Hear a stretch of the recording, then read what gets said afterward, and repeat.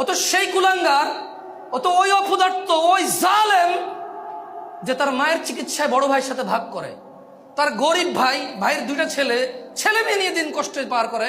সে ঢাকা শহরে নিজের ফ্ল্যাটে থাকে, ঢাকা শহরে নিজের বাড়ি আছে, সে চিকিৎসায় মায়ের সাথে ভাগ করে ভাইয়ের।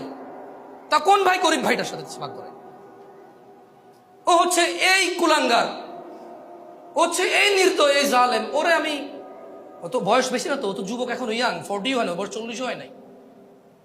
ওর বয়স 40 হয় না। ওর বাপে ওরে পড়াশোনা করানোর জন্য বাকি দুটা ভাইরে কামলা খাটাইছে। এগুলো এখন কামলা। বাপে জমি বেচে এরে পড়াইলো, জমি বেচে এরে বিদেশ পাঠাইলো। এখন যত কিছু ইনকাম করে সব ওর। আবার ঘর ভিটা ওর বাপের 60 সিমেল 5 কাঠা, এইখানে 4 ভাইয়ের ভাগের মধ্যে ও 1 ভাগ রেখে দিয়েছে। বরং চাইতেছে যে ভাইদেরকে টাকা দিয়ে ওটা পুরোটা নিয়ে নেবে, সে ডুপ্লেক্স বাড়ি করবে সে ওখানে। মাঝে মধ্যে যায় তো শীতকালে একটু গরমে ছুটিতে যায় 2-1 দিনের জন্য। একটা ডুপ্লেক্স বাড়ি না হলে হয়? বংশমর্যাদা টিকে নাকি?